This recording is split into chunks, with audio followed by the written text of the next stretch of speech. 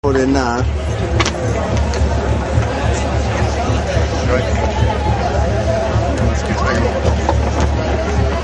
Sun on head, there we go. Yeah, that's right. Yeah. Alright, brilliant. Okay.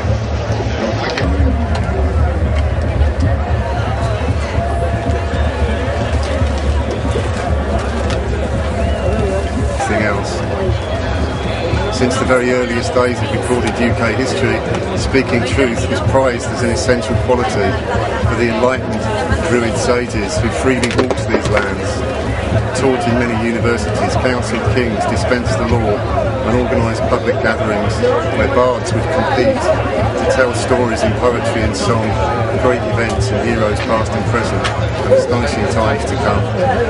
The bardic broadcasting community of Albion, the original BBCA, achieved what might seem like an impossible level of continuity from thousands of years past right up to the present day by constructing a communications network of megalithic landscape temples marking pre-existing energy centres arrayed in natural geometric patterns within a universal spiritual heritage as old as mankind, transmitted by word of mouth from wise master to student until the effects of time caused a need for the written word, not where civilization began but where it began to rapidly decline as we're gradually starting to lose our capacity to remember.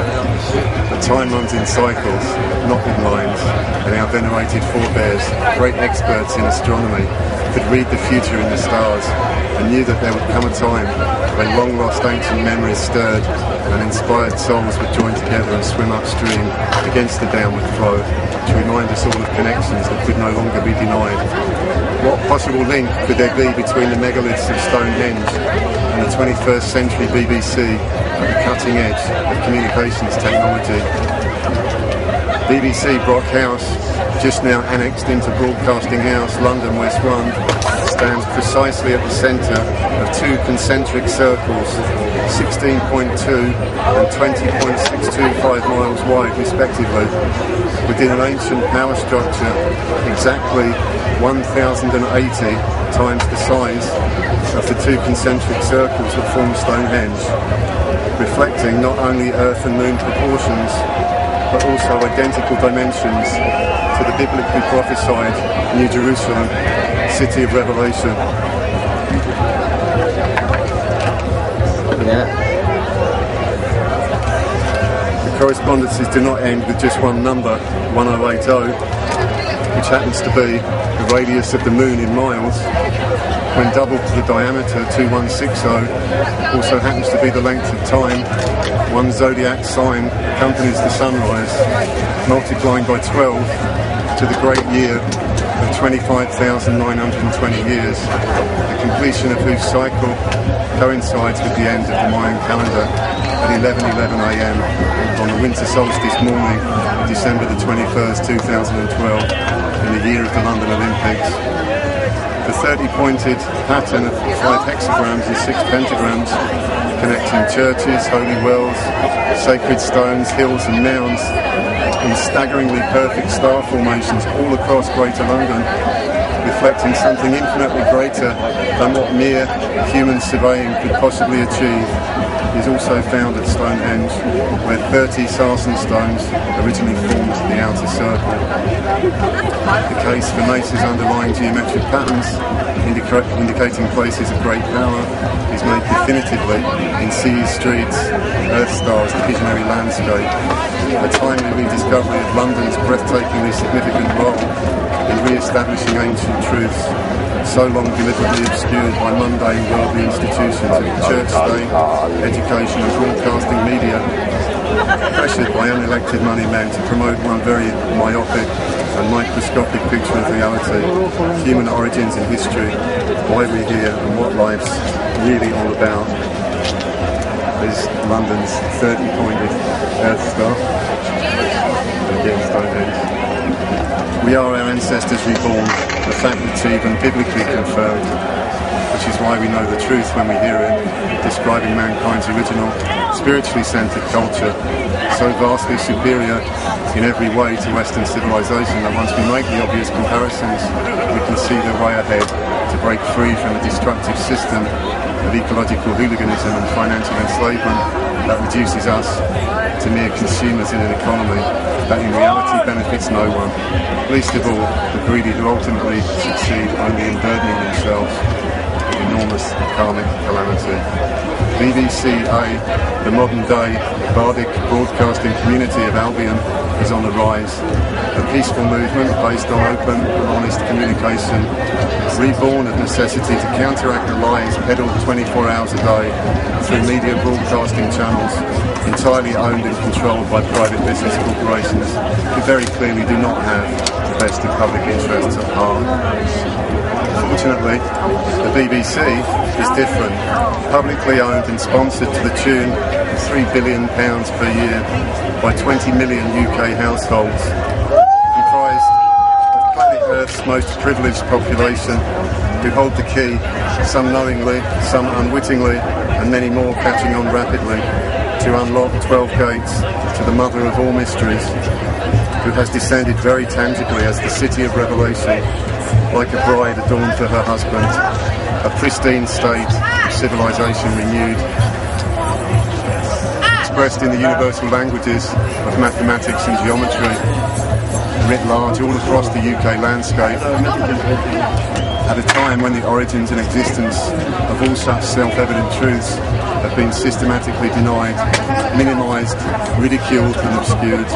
Now is the perfect time for broadcasting worldwide a message of universal peace, love and light, to reaffirm that there is no need whatsoever for human beings to fight, but ultimately only God exists, and whoever or whatever we may think we are fighting against is only ever God, or God's female energy transformed. In 2010, the good people of the United Kingdom finally rose to accept the full responsibility bestowed upon them by taking birth in the most blessed and privileged of countries upon God's green earth.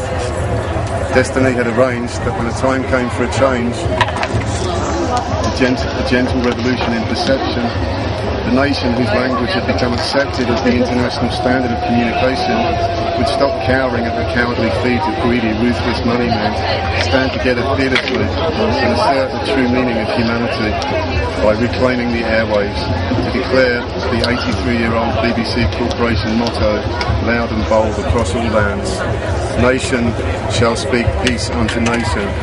Apply true justice beyond bribery to the transparent criminal conspiracy called the international banking system, and re-establish true democracy based on perfect standards of civilization, not invented by but revealed to man, now widely available for the first time in every major language in every country on the planet.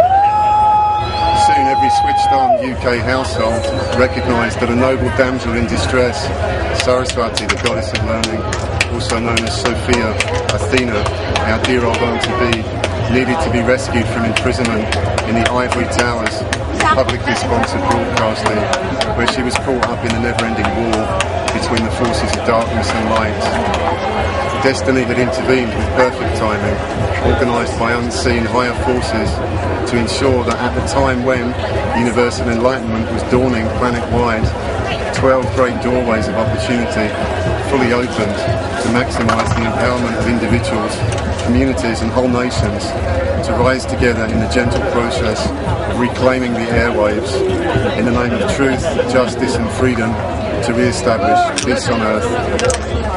Just as the mighty Google acquired the revolutionary YouTube and started the electronic equivalent of a book-burning campaign, archivists worldwide began to save and share like never before, to make absolutely sure that all the information gained in mankind's largest ever library was not only retained, but distributed exponentially by email, DVD, letter, word of mouth, and gatherings in local communities where all could meet, discuss and see for themselves precisely what had been omitted from textbook history and precisely why, in the light of unprecedented levels of both worldly and divine revelation. the Celtic blood in almost every UK resident, and many billions more worldwide, connects us very deeply with our mother culture and the old knowledge, now on the rise again, to counter all the lies again, as we meet with previously unknown brothers and sisters, whose cultural roots stem from the same one tree that unites the entire human family as one.